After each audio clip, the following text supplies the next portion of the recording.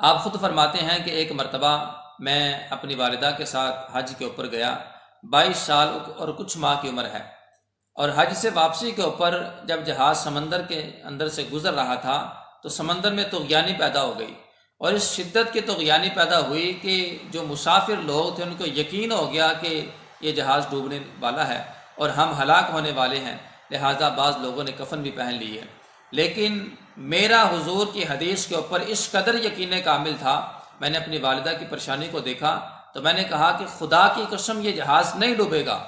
جب میں نے یہ قسم اٹھائی اور اس بنیاد کے اوپر قسم اٹھائی کہ میں نے حضور کی حدیث کو پڑھا ہوا تھا کہ حضور صلی اللہ علیہ وسلم نے فرمایا کہ جو شخص کشتی کے اوپر سوار ہوتے وقت یہ دعا پڑھ لے،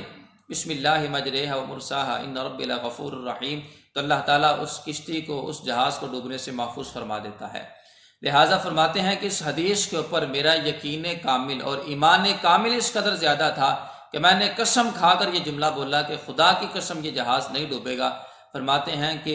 اللہ تعالیٰ کا فضل احسان ہوا، کمال ہوا کہ واقعی وہ جو جہاز تھا وہ ڈوبنے سے محفوظ رہا۔